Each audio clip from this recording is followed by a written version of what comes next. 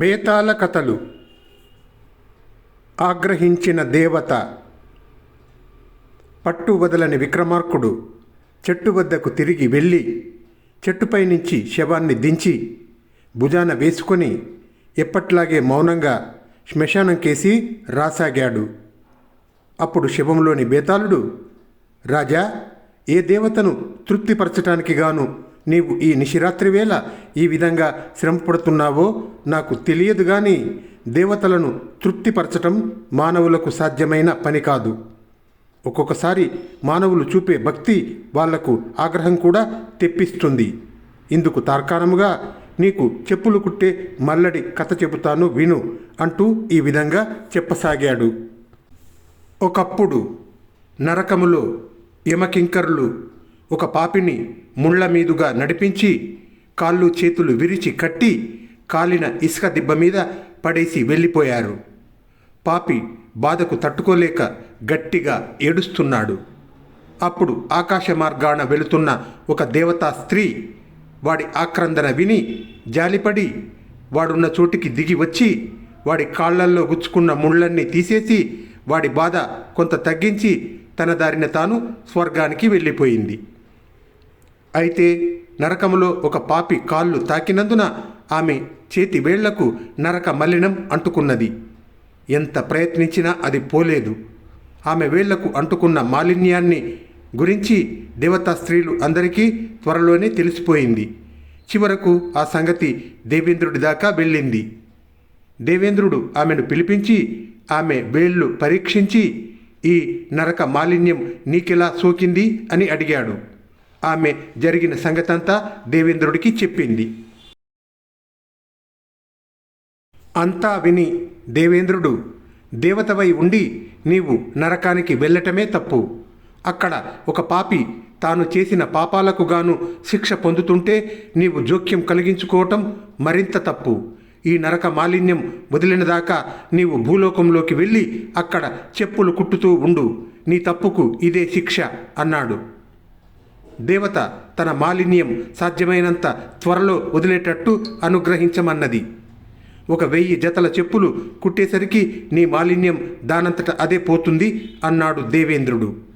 దేవత భూలోకానికి వచ్చేసి ఒక చెప్పులు కుట్టేవాడిని ఎన్నుకొని రాత్రివేళ వాడికి కొన్ని జతల చెప్పులు కుట్టి తెల్లవారేసరికల్లా సిద్ధంగా ఉంచింది. ఆ చెప్పులు కుట్టేవాడు చాలా సత్పురుషుడు, దైవభక్తి కలిగినవాడు. అందుకే ఆమె వాణ్ణి ఎన్నుకున్నది. కానీ వాడు చాలా పేదవాడు. వాడు కుట్టే చెప్పులు మోటుగా ఉండేవి. ధనికులు ధరించే చెప్పులు కుట్టడం వాడికి చేత కాదు. దేవత వాడికి చాలా నాజూకైన చెప్పులు కుట్టి ఇచ్చింది. మర్నాడు ఉదయం వాడు ఆ చెప్పులు చూసుకొని తన కళ్ళను తానే నమ్మలేకపోయాడు. అవి ఎవరు కుట్టారో ఎలా వచ్చాయో వాడికి తెలియదు. కానీ అవి మటుకు తాను సిద్ధం చేసి ఉంచుకున్న తోలుతో కుట్టినవే. వాడు ఆ చెప్పులను అమ్ముకుందామని నగరంలోకి వెళ్ళాడు. అవన్నీ అతి శీఘ్రంగా అమ్ముడయ్యాయి. డబ్బు కూడా బాగా వచ్చింది.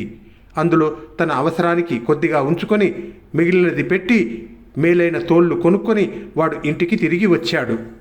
ఆ రాత్రి దేవత వాడు తెచ్చిన తోళ్లను అన్నిటినీ ఎంతో అందమైన చెప్పుల జతల క్రింద మార్చేసింది. ఏ దేవతో తనకు సహాయపడుతున్నట్టు చెప్పులు కుట్టేవాడికి అర్థమైంది. ఆ రోజు వాడు హెచ్చు డబ్బు సంపాదిస్తున్నాడు. పెద్ద మొత్తాలలో తోళ్ళు కొంటున్నాడు.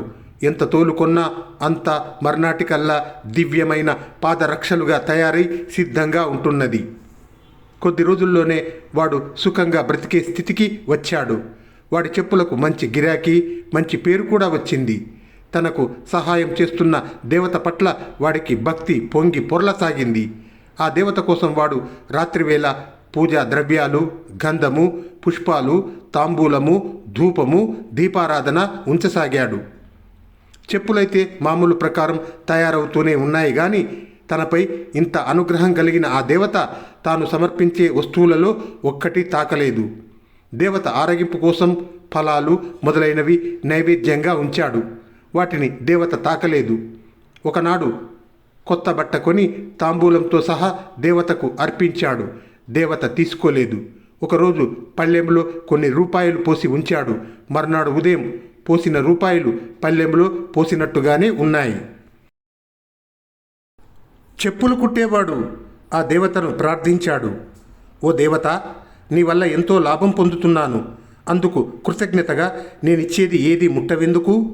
నా మీద ఎంతో దయ లేకపోతే ప్రతి రాత్రి నా కోసం చెప్పులు తయారు చేస్తావా?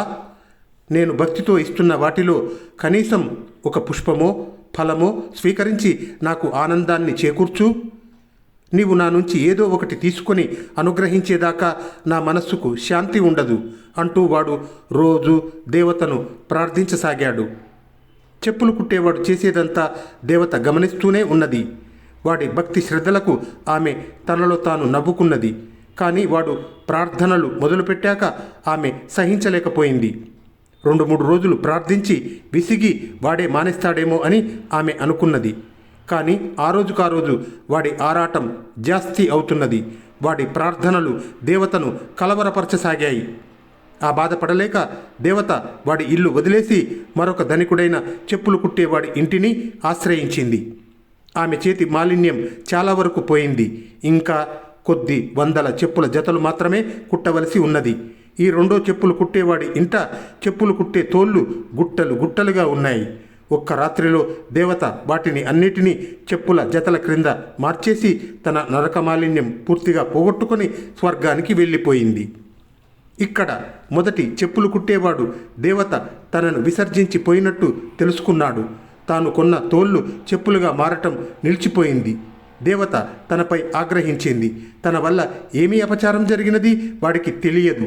వాడా దిగులుతోనే మంచం పట్టి తీసుకొని కొంతకాలానికి చనిపోయాడు. బేతాళుడు ఈ కథ చెప్పి, రాజా, నాకొక సందేహము. బీదవాడు అయినప్పటికీ సత్పురుషుడు అనే కదా దేవత మొదటి చెప్పులు కుట్టేవాన్ని ఎన్నుకొని వాడిపై అనుగ్రహించింది. మంచివాళ్లకు దైవభక్తి ఉండటం సహజము. తమ భక్తుల కోరికలు తీర్చటము దేవతలకు కూడా సహజమే. అటువంటప్పుడు దేవత వాడు సమర్పించిన కానుకలలో ఏ ఒక్కటి ముట్టక వాణ్ణి అసంతృప్తి పరచటానికి, వాడి న్యాయమైన కోరిక తీర్చక నిరుత్సాహపరచడానికి ఏమిటి కారణం? ఈ సందేహానికి జవాబు తెలిసి కూడా చెప్పకపోయావో నీ తల పగిలిపోతుంది అన్నాడు. దానికి విక్రమార్కుడు, దేవత కోరినది చెప్పులు కుట్టేవాన్ని అనుగ్రహించటము, వాడికి లాభము చేకూర్చటము కాదు, తన మాలిన్యాన్ని పోగొట్టుకొనటము. తాను కుట్టిన చెప్పులతో మంచివాడు బాగుపడితే ఆమెకు ఏమీ అభ్యంతరం లేదు. కానీ చెప్పులు కుట్టేవాడు మూర్ఖుడై దేవతకే ప్రత్యుపకారం చేయబోయాడు. వాడిచ్చిన వస్తువులలో దేన్ని తాకినా నరక మాలిన్యం పోయేలోపుగా భూలోక మాలిన్యం అంటుకుంటుందేమో అని దేవత భయపడింది. చెప్పులు కుట్టేవాడి కోరికను దేవత అందుకే తీర్చలేదు అన్నాడు విక్రమార్కుడు. రాజుకు ఈ విధంగా మౌనభంగము కలగగానే బేతాళుడు శవంతో సహా మాయమై మళ్ళీ చెట్టెక్కాడు.